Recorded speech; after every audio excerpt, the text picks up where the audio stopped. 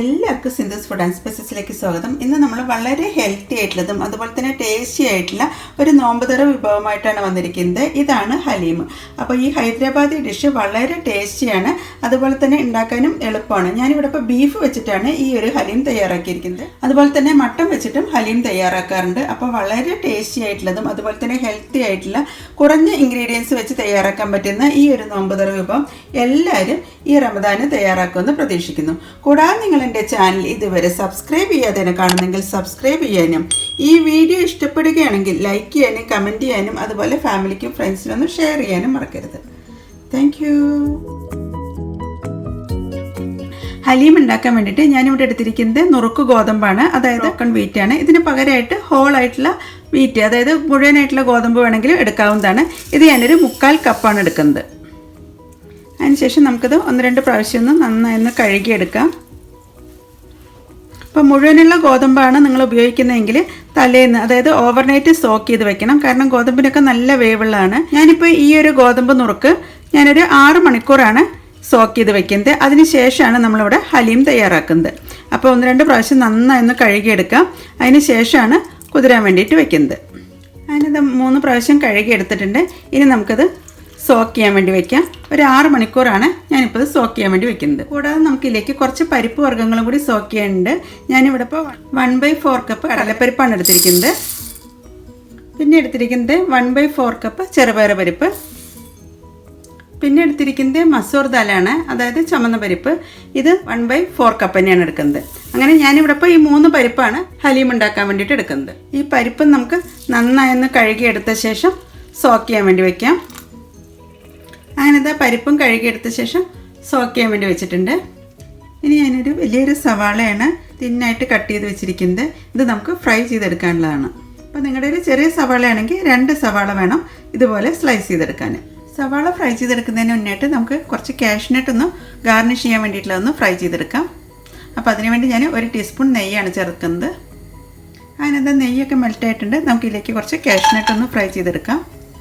അതിനെന്താ കാഷ്നട്ടൊക്കെ golden colour ആയിട്ടുണ്ട്. ഈ ഒരു പാകമാവുന്ന സമയത്ത് നമുക്ക് നെയ്യിൽ നിന്ന് എടുത്ത് മാറ്റാം.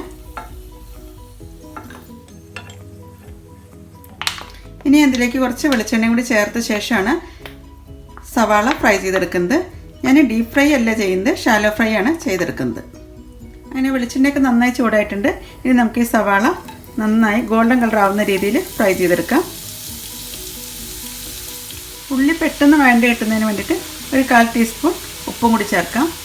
ഉള്ളി ഫ്രൈ ആയി കിട്ടുമ്പോഴേക്കും നമുക്ക് ഇതിലേക്ക് വേണ്ടിയിട്ടുള്ള മസാല ഒന്ന് പൊടിച്ചെടുക്കാം. 1/2 ടീസ്പൂൺ സാജീരകമാണ് ചേർക്കുന്നത്. ഹൈദരാബാദി ഡിഷസിനൊക്കെ സാധാരണ ചേർക്കുന്നതാണ് ഈ സാജീരകം. പിന്നെ ഒരു 1/2 ടീസ്പൂൺ ക്യുമിൻ സീഡ്, അതായത് നല്ല ജീരകം. പിന്നെ ഇതിലേക്ക് ചേർക്കുന്നത് 4 ഏലയ്ക്ക, 3 ഗ്രാമ്പു, ഒരു ചെറിയൊരു കഷ്ണം സിനമൺ സ്റ്റിക്ക്, പട്ട. ഇനി നമ്മൾ ഇതിലേക്ക് ചേർക്കുന്നത് 1 ടീസ്പൂൺ വെളുത്ത എള്ളാണ്. പിന്നെ നമ്മൾ ചേർക്കുന്നത് 1 ടീസ്പൂൺ പെപ്പർ, കുരുമുളക്. നമുക്ക് ഇത്രയും മസാല നന്നായി പൊടിച്ചെടുക്കാം. അതിനകത്ത് നമ്മുടെ മസാലയൊക്കെ നന്നായി പൊടിച്ചെടുത്തിട്ടുണ്ട്. അപ്പോഴേക്കും ഇത് നമ്മുടെ സവാളയൊക്കെ ഒരുവിധം ഫ്രൈ ആയി വരുന്നുണ്ട്. കുറച്ചും കൂടി ഒന്ന് ഫ്രൈ ആവുന്ന വരെ നമുക്ക് വെയിറ്റ് ചെയ്യാം. ഡീപ്പ് ഫ്രൈ ആണെങ്കിൽ പെട്ടെന്ന് തന്നെ ഫ്രൈ ആയി കിട്ടുന്നതാണ്. ഇത് ഷാലോ ഫ്രൈ ചെയ്യുന്നതുകൊണ്ടാണ് ഇപ്പോൾ ഇത്രയും ടൈം എടുത്തത്. ഇത്രയും വരെ ഉള്ളി ഫ്രൈ ചെയ്തെടുത്താൽ മതി. ഇനി നമുക്ക് ഫ്ലെയിം ഓഫ് ചെയ്യാം. ഇനി ഇരുന്ന് തന്നെ ഉള്ളി ഒന്നും കൂടി ഒന്ന് മൂത്ത് കിട്ടുന്നതാണ്. അപ്പോൾ ഹലീം തയ്യാറാക്കാൻ വേണ്ടി നമ്മൾ കുതിർത്ത് വെച്ചിട്ടുള്ള ഗോതമ്പൊക്കെ നന്നായി കുതിർന്ന് വന്നിട്ടുണ്ട്. ഇനി നമുക്കിത് വേവിക്കാൻ വേണ്ടി എടുക്കാം. അതുപോലെ തന്നെ പരിപ്പ് വർഗ്ഗങ്ങളും നന്നായി സോക്കായി വന്നിട്ടുണ്ട്. ഇങ്ങനെ സോക്ക് ചെയ്തുകൊണ്ട് തന്നെ പെട്ടെന്ന് വെന്ത് കിട്ടുന്നതാണ്.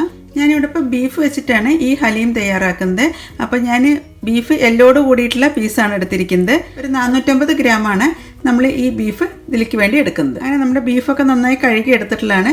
ഇനി നമുക്ക് ഹലീം എങ്ങനെ തയ്യാറാക്കുന്നത് എന്നുള്ളത് നോക്കാം. ഹലീം തയ്യാറാക്കാൻ വേണ്ടിയിട്ട് ഞാനൊരു കുക്കറാണ് വെച്ചിരിക്കുന്നത്. ഇനി നമുക്കിതിലേക്ക് നെയ്യാണ് ചേർക്കേണ്ടത്. ഒരു 2 ടേബിൾ സ്പൂൺ നെയ്യ് നമുക്കിതിലേക്ക് ചേർക്കാം. 2 ടേബിൾ സ്പൂൺ നെയ്യൊന്ന് ചൂടായി കഴിയുമ്പോൾ നമുക്കിതിലേക്ക് 1 ടേബിൾ സ്പൂൺ ഇഞ്ചി വെളുത്തുള്ളി പേസ്റ്റാണ് ചേർക്കുന്നത്. നന്നായി വഴറ്റിയെടുക്കാം. ഇനി നമുക്കിതിലേക്ക് കഴുകി വെച്ചിട്ടുള്ള ബീഫ് ചേർക്കാം. അങ്ങനെ ബീഫും ചേർത്ത ശേഷം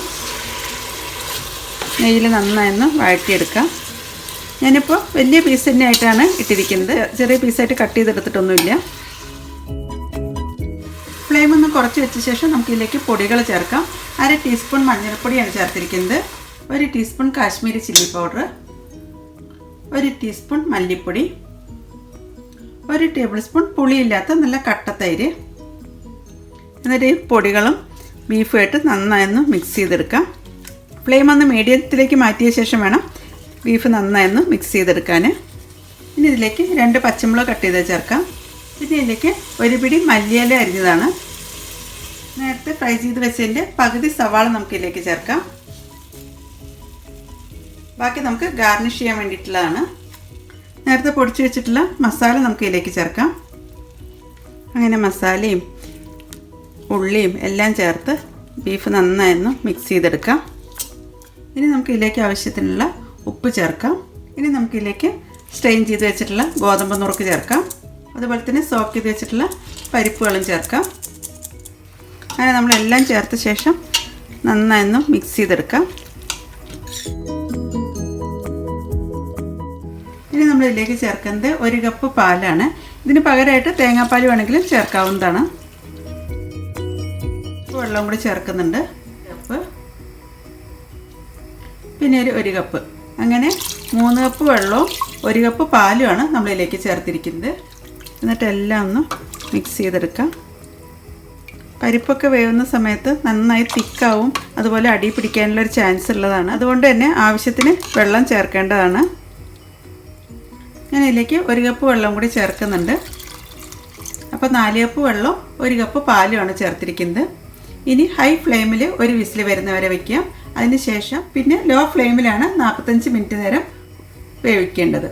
ഇതുപോലെ ലൂസായിട്ടായിരിക്കണം നമ്മൾ വെള്ളം ചേർക്കുന്ന സമയത്ത്, കാരണം പരിപ്പും അതുപോലെ തന്നെ ഗോതമ്പൊക്കെ വെന്ത് കഴിയുമ്പോൾ ഇത് നല്ല തിക്കായിട്ട് വരുന്നതാണ്. അപ്പോൾ അതുകൊണ്ട് ഒരിക്കലും തിക്കായിട്ടല്ല നമ്മളത് വേവിച്ചെടുക്കേണ്ടത്. എപ്പോഴും ഇതുപോലെ ലൂസായിട്ട് വെള്ളം ചേർക്കേണ്ടതാണ്. ഇനി നമുക്ക് അടച്ചു വെച്ച് വേവിക്കാം.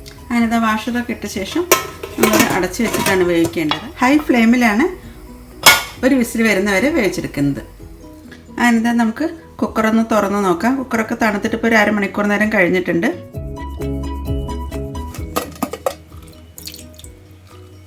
തുറക്കുമ്പോൾ തന്നെ നല്ലൊരു മണമൊക്കെ വരുന്നുണ്ട്. ആവശ്യത്തിന് വെള്ളമൊക്കെ നന്നായിട്ട് തന്നെ ഉണ്ട്, ഒട്ടും അടി പിടിക്കാതെ തന്നെ നമുക്ക് കിട്ടിയിട്ടുണ്ട്. ഇതിപ്പോൾ തണുത്തുകൊണ്ട് തന്നെ നമുക്കിനി മിക്സിയിലെ ജാറിലോ അല്ലെങ്കിൽ ഒരു ഹാൻഡ് ബ്ലെൻഡറോ വെച്ചിട്ട് ഒന്ന് അടിച്ചെടുക്കാവുന്നതാണ്. ജസ്റ്റ് ഒരു പൾസ് മോഡിലൊന്നും ഇട്ട് അടിച്ചെടുത്താൽ മതി. അതല്ലെങ്കിൽ പൊട്ടറ്റോ മാഷ് പോലത്തെ മാഷർ വെച്ച് മാഷ് ചെയ്ത് കൊടുത്താൽ മതി. ഞാനിപ്പോൾ ഇതുപോലെ പൊട്ടറ്റോ മാഷർ വെച്ചിട്ടാണ് മീറ്റും പരിപ്പും എല്ലാം നന്നായൊന്ന് മാഷ് ചെയ്തെടുക്കുന്നത്. എല്ലാം നന്നായി മിക്സ് ആവുന്ന രീതിയിൽ വേണം നമുക്കിത് മാഷ് ചെയ്തെടുക്കാൻ. അതല്ലെങ്കിൽ മിക്സിയിലിട്ട് പൾസ് മോഡിലൊന്ന് തിരിച്ചെടുത്താലും മതി. എന്നിട്ട് ഈ മീറ്റിൽ നിന്നും എല്ലൊക്കെ എടുത്ത് മാറ്റണം. വലിയ പീസായിട്ടുള്ള മീറ്റ് ഉടയാത്ത ഉണ്ടായിരുന്നു, അപ്പോൾ അത് ഞാൻ മിക്സിയിലൊന്ന് അടിച്ചെടുത്തിട്ടുണ്ട്. അതിനത് നന്നായി ഉടച്ചൊക്കെ എടുത്ത് കഴിഞ്ഞിട്ടുണ്ട്. അപ്പോൾ നമുക്കിതൊരു സെർവിങ് ബൗളിലേക്ക് മാറ്റാം. അങ്ങനെ നമ്മുടെ ഹലീമെല്ലാം സെർവിങ് ബൗളിലേക്ക് മാറ്റിയിട്ടുണ്ട്. ഇനി നമുക്ക് നേരത്തെ ഫ്രൈ ചെയ്ത് വെച്ചിട്ടുള്ള ഒണിയനാണ് ഇതിൻ്റെ മുകളിലേക്ക് ചേർക്കുന്നത്. ഇനി നമുക്ക് ഗാർണിഷ് ചെയ്യാൻ വേണ്ടിയിട്ട് ഫ്രൈ ചെയ്ത് വെച്ചിട്ടുള്ള കാഷ്നട്ട് ചേർക്കാം. പിന്നെ ചേർക്കുന്നത് മല്ലിയിലയാണ്. ഏറ്റവും ലാസ്റ്റായിട്ട് ലെമണിൻ്റെ പീസാണ് വെക്കുന്നത്.